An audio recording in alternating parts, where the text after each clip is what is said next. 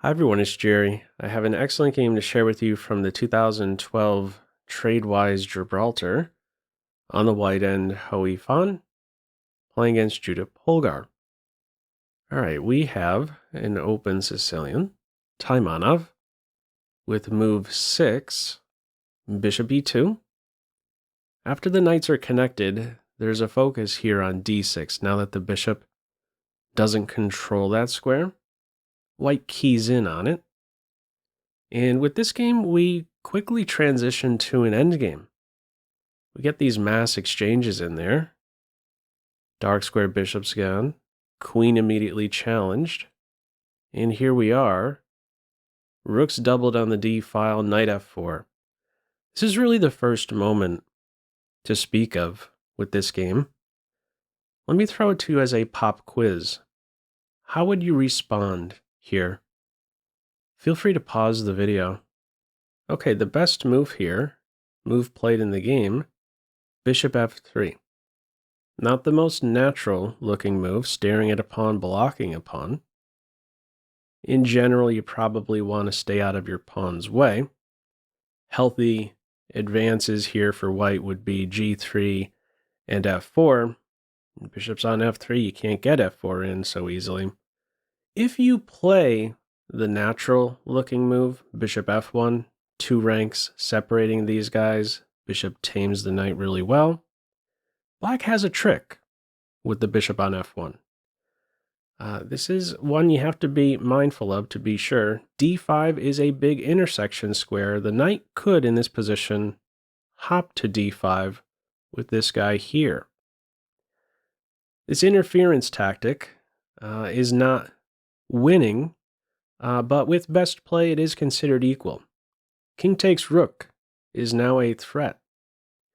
If pawn captures knight, black is now for choice. There goes the rook, and you can play in this way as black without fear of an ensuing discovered check.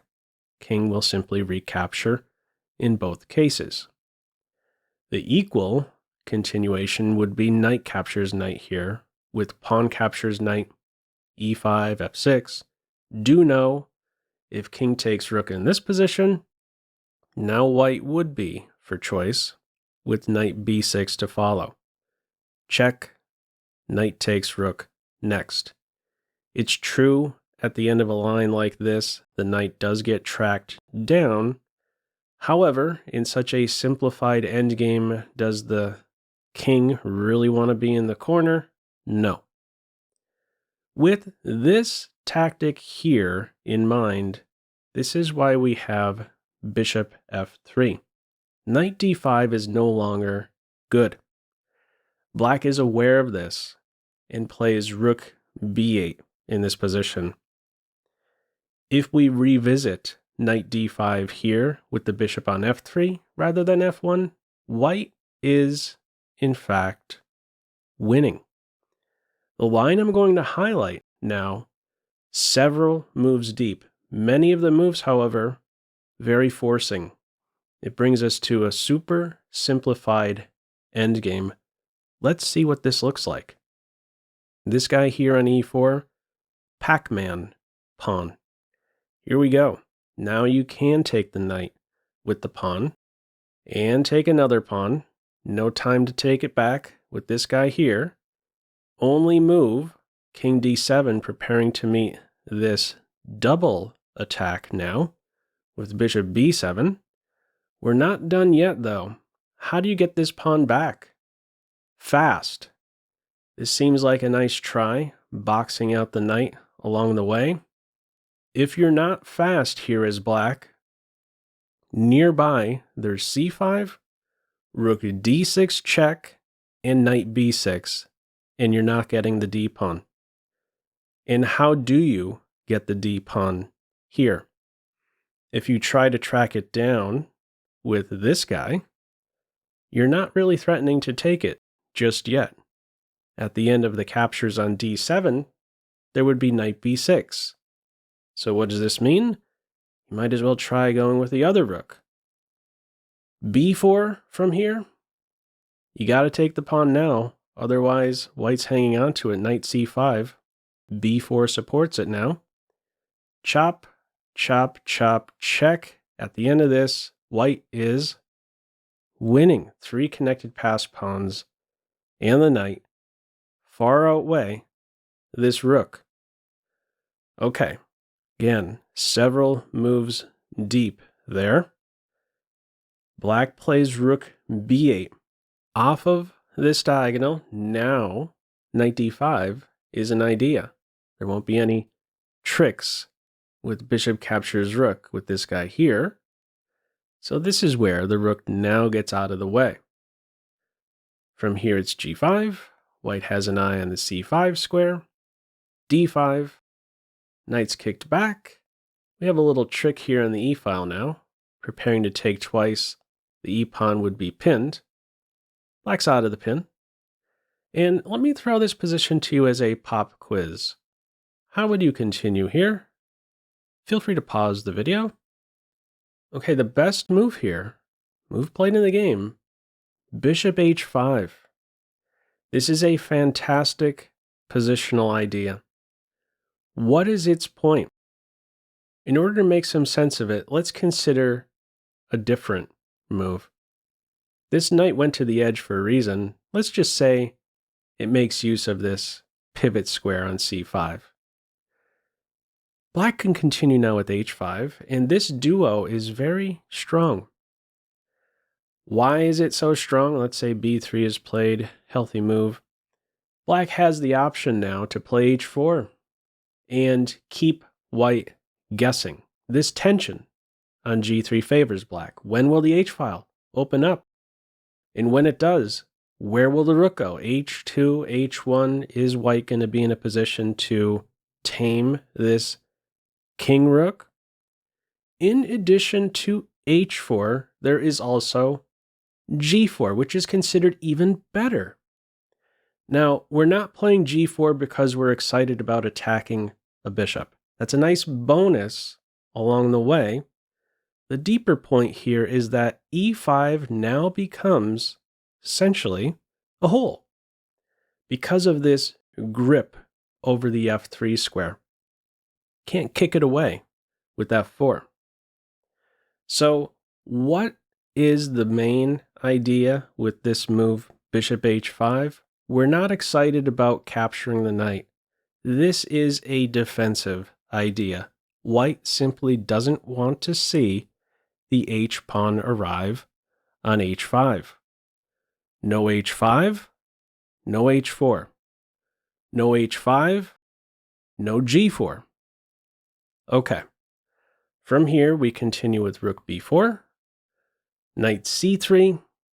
If you go to c5, it can't be maintained. Rook c4 is there. c3 it is. Now comes d4. So this is where we see a pretty significant shift in the evaluation. This move 20, d4. a5 is considered better, playing it a bit slower. a5 has an eye on this potential idea, maybe a3 b4 structure. The knight will maybe have an easier time being established on c5 if that a3 b4 structure is allowed. This makes it much more difficult to get that in. Additionally, there is a square now for the bishop on a6. Maybe there's some purpose at some stage along this diagonal. Why is d4 not such a good idea? Well, let's check out white's response. This knight doesn't have to budge just yet. The pawn doesn't control e4 anymore. White is able to play now e5 check. This is the best move. Knight takes pawn, knight e4 check. Moving forward, gonna get the material back now. Can't hang on to g5. King e7 is played here.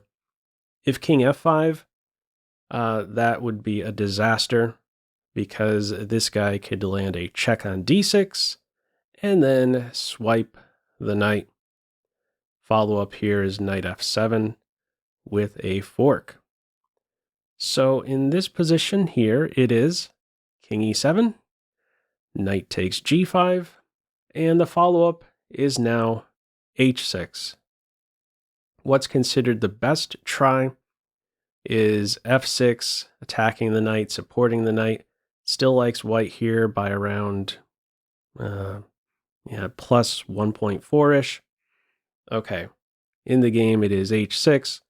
Another pop quiz here. How would you continue? Feel free to pause the video.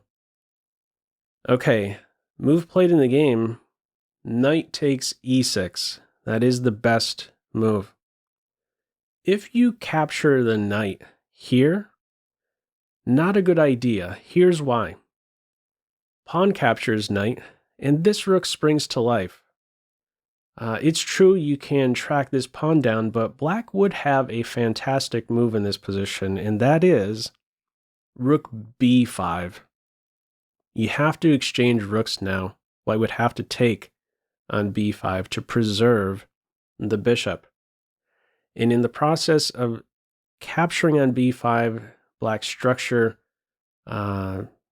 is mended somewhat. A couple of ways you can, in fact, capture in this position. Taking towards the center is one approach, with then bishop f3 and c5. And this starts to look pretty scary here for white, even though white is up a pawn.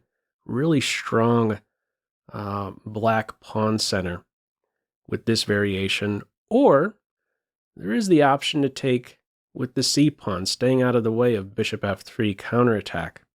Bishop f3 in this position, this rook takes h2. It's true in this position here, white can hang on to the material with g4. However, at the end of a position, at the end of a line like this, even though white is up a pawn, it's considered equal. Bishop, not the brightest piece in this case. Doesn't have a single move. Okay. The difference here in this game, knight takes e6. White is not allowing this rook to spring to life. So the e-pawn is tracked down. This is how the knights are exchanged. This is a winning endgame for white. Main reason, pawn islands. White has fewer pawn islands. 2 pawn islands for white. And we have, how many is this? 4 for black. Now, this guy here, not going to be the easiest pawn to get at. Well supported, conveniently supported. It's really these perimeter pawns that are going to be a great sore spot for black. We're going to see white apply pressure to both of them soon enough. There's not going to be a convenient way to really defend the pawns on the edge. So let's see how white maneuvers here. I'll just be, for the most part, providing some light comments for the remainder of this game here in this endgame. Let's see the technique. White has no interest in capturing on b5. That would repair the structure somewhat. So we just reinforce e5 and reposition the bishop. That pawn was under fire. Where to go with the rook? If you play to a5 here in the game, it's rook b4. If you go to a5, well, this guy's not having such a fun time. He's stuck. So, counterattack, the a-pawn. C and a-pawn exchanged. Do things really change with those pawns off the board? Well, if we consider the pawn islands here, still 2 for white, and still 4 for black. Maybe better to describe it as no isolated pawns for white, and all isolated pawns now for black. Okay, they will be targets. Perfect square here for the light square bishop. What is black supposed to do here is a good question to ask. Nice improvement for the white king. Black has to stay trained to the defense of the a6 pawn. The only sensitive point in white's camp, a base point, is h2. But how in the world are you supposed to even put pressure on that pawn? There's no chance here for black. And the d pawn is, at this point, simply going to be rounded up. There's no way to defend it. Down for the count. And now we're just repositioning the rooks a little bit. White has an eye now at this point right here on rook h8. And after the king comes over, rook d8 with then rook g8. Eventually, the h6 pawn will fall. Black continues with bishop e6, rook h5. Only way to defend h6 is king g7. And now, just one more move, f5. Black resigns. What are you supposed to do here? There's only one safe square for the bishop. If you go to c8, though, there would follow f6 check, rook takes pawn, rook takes bishop. King takes pawn, there would be rook takes bishop, with a skewer at the end.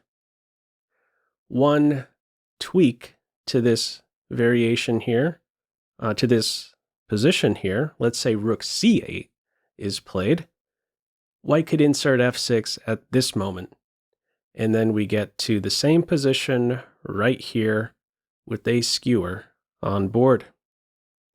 All right, in this one, after move 47, f5, black resigns. So, what'd you think of this one?